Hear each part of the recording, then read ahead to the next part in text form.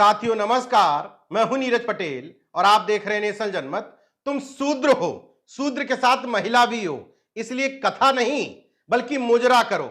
यह कहना है छत्तीसगढ़ के महासमुंद जिले के रहने वाले कुछ ब्राह्मणों का, जो परशुराम सेना से जुड़े हुए हैं, यामिनी साहू नाम की एक कथावाचिका से, जो न सिर्फ कथावाचिका है बल्कि छत्तीसगढ़ साहू समाज की महिला प्रदेश अध्यक्ष भी हैं और एक शिक्षिका भी हैं।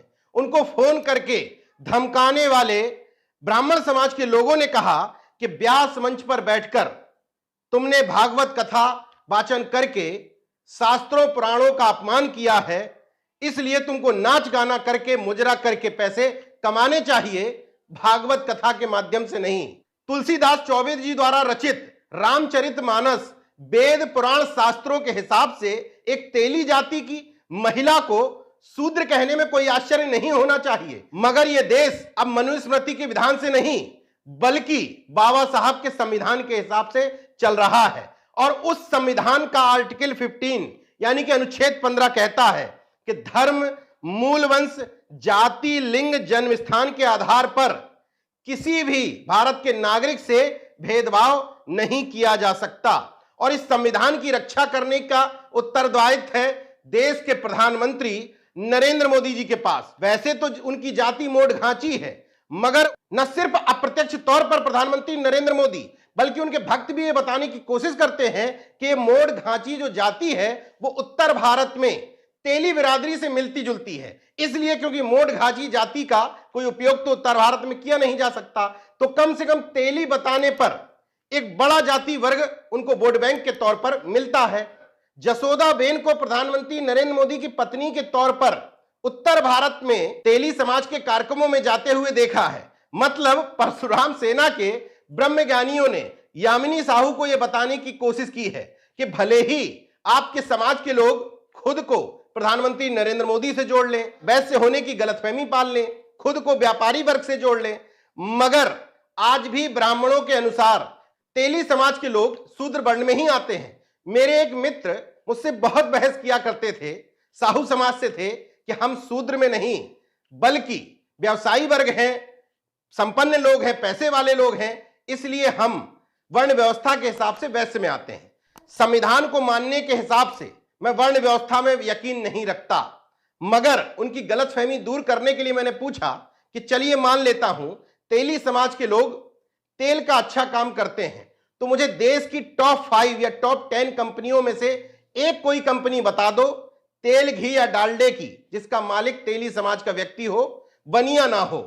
नहीं बता पाए। जो इक्का दुक्का छोटी मोटी कंपनियों के नाम बताए वो कुछ जिलों तक सीमित थी या किसी प्रदेश स्तर तक उनका डिस्ट्रीब्यूशन था। देश की टॉप 10 कंपनियों में तेली समाज की एक भी कंपनी का वो नाम नहीं बता पाए। अब सवाल उठता है कि शूद्र होने का रेफरेंस कहां से मिलता है? क्यों तेली वर्ग के लोगों को, कलवार समाज के लोगों को, जायसवाल समाज के लोगों को शूद्र कहा जाता है? दरअसल तुलसीदास चौबे ने जो रामचरितमानस लिखी है उसके उत्तरकांड के दोहा नंबर 99 के अनुसार, जे वर्णाधम तेली कुमारा, स्वपत किरात कोल कलवारा, नारी मरी ग्रह संपत्ति नासी, मूल मुड़ाए भय सन्यासी, ते विप्रन संग आपहु पुजा वहीं, उभय लोक निज हाथ नसा वहीं। इसका अर्थ यह है हिंदी में, ये अधम जातियों के लोग तेली, कुम्हार, चांडाल, किरात, कोल, कलवार, पत्नी के मरने पर और घर की संपत्ति नष्ट हो जाने पर सिर मुड़ाकर सन्यासी बन जाते हैं और अपनी पूजा ब्राह्मणों से करवाते हैं, और इस प्रकार से अपने दोनों लोगों की बर्बादी करते हैं। तो यामिनी साहू इस दोहे के हिसाब से तेली होने की वजह से शूद्र हो गई। लेकिन तुलसीदास चौबे ने एक और दोहा लिखा है, ढोल गवार शूद्र पशु और नारी ये सब ताड़न के अधिकारी। तो वो नारी भी हैं, तो प्रताड़ना की अधिकारी भी हैं और शूद्र हैं। मतलब उनकी स्थिति करेला और नीम चढ़ा जैसी हो गई। एक तो तेली जाति की, ऊपर से महिला, मतलब अति शूद्र हो गई। उत्तर प्रदेश में सीतापुर की सदर विधानसभा से विधायक हुआ करते थे राकेश राठौर।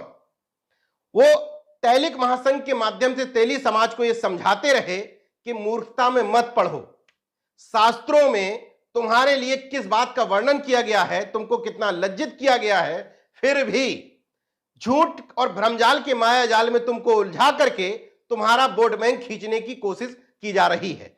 तेली समाज के बहुत सारे लोगों को उनकी बात समझ में आई।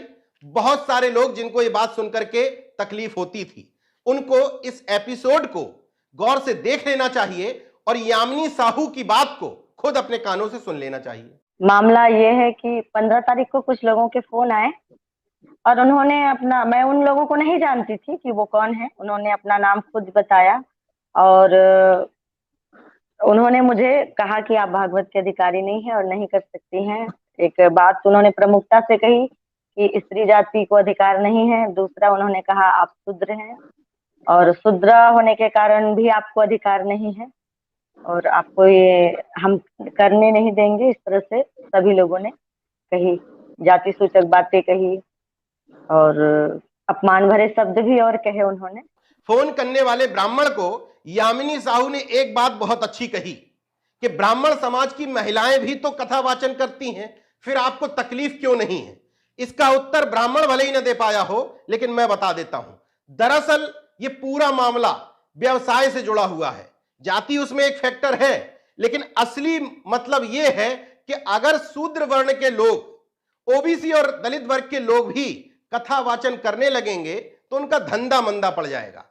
यह बात इसलिए कह रहा हूं क्योंकि कहीं भी कोई भी कथा वाचन मुफ्त में नहीं किया जाता है। ये कोई समाज सेवा या ईश्वर सेवा नहीं है, बल्कि विशुद्ध व्यवसाय और धंधा है।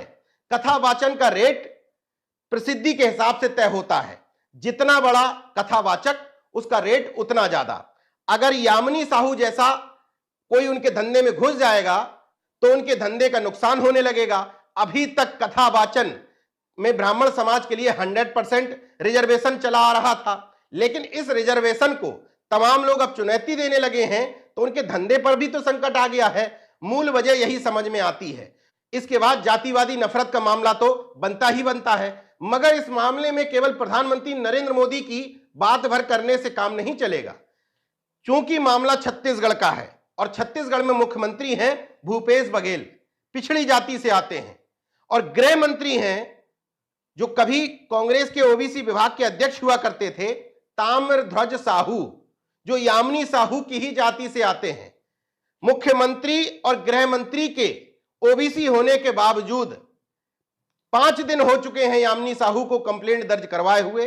अभी तक एसपी विवेक शुक्ला द्वारा किसी भी आरोपी की गिरफ्तारी नहीं करवाई जा सकी है, जबकि यामिनी साहू ने 9 मोबाइल नंबर नोट करके अपनी कंप्लेंट में विवेक शुक्ला जी को एक सीडी भी सौंपी थी जिसमें पूरी बातचीत रिकॉर्ड करके दी गई थी। इस पूरे घटनाक्रम का संवैधानिक पहलू यह है कि संविधान इजाजत देता है देश के हर नागरिक को कि वो कोई भी पूजा पद्धति अपनाए, कोई भी धर्म अपनाए ना अपनाए, उसकी मर्जी है।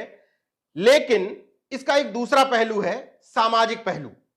उस पर मैं पत्रकार की हैसियत से नहीं बल्कि एक सामाजिक कार्यकर्ता की हैसियत से यह कहना चाहता हूं कि वो तमाम सारे क्षेत्र जिनमें बार बार आपको नीच दिखाने की कोशिश की जाती है, आपके साथ हीन भावना का बर्ताव किया जाता है। कई जगह से खबरें आती हैं कि दलितों को मंदिरों से भगा दिया गया। आपको मंदिर से भगाया जा रहा है तो मंदिर जाने की आवश्यकता ही क्या है? ऐसा तो नहीं है कि तमाम सारे अंधविश्वास पाखंड को बिना अपनाए आपके बच्चों का भविष्य निर्माण नहीं हो सकता है। हालांकि संवैधानिक नजरिए से मंदिर से भगाना, स्कूल से भगाना, अस्पताल से भगाना तीनों एक है, लेकिन सामाजिक संदर्भ में कहें तो मंदिर से भगाने से आपका कोई नुकसान नहीं हो रहा, लेकिन अस्पताल और स्कूल से भगा दिया जाएगा तो आपके बच्चों का भविष्य बर्बाद हो जाएगा। ये तमाम सारी बातें आपको समझ में आ जाएं तो बहुत अच्छा है, वरना इसी तरह का नव ब्राह्मणवाद आप अपने यहां शुरू करते रहिए जिस तरह का टीकाराम साहू जी ने किया। टीकाराम साहू अपने यहां भागवत कथा करवा रहे थे, 20 से 27 मार्च के बीच में होनी थी। उसी में कार्ड में इनका यामिनी साहू का नाम था, वो भी मजबूरी में था। पहले वो पढ़वाना चाह रहे थे किसी ब्राह्मण से, ब्राह्मण कथावाचक के पास समय नहीं था तो उन्होंने अपनी सजाती कथावाचक यामिनी साहू को बुला लिया। ब्राह्मण समाज के लोगों को इसमें भी तकलीफ हो गई और आपके समाज का, उस व्यक्ति का अपमान कर दिया।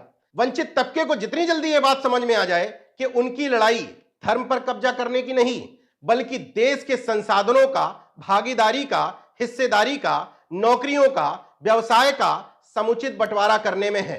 मतलब उनके बच्चों का भविष्य वैज्ञानिक चिंतन और मानववादी दृष्टिकोण डेवलप करने में है। संविधान जिसकी अपेक्षा रखता है। संविधान कहता है कि अंधविश्वास और पाखंड से दूर करना है नागरिकों को, वंचितों का भला भी इसी में है। देखते रहिए नेशन जनमत, जागरूक और सजग बने रहिए। जय विज्ञान, जय संविधान, जय लोकतंत्र। धन्यवाद।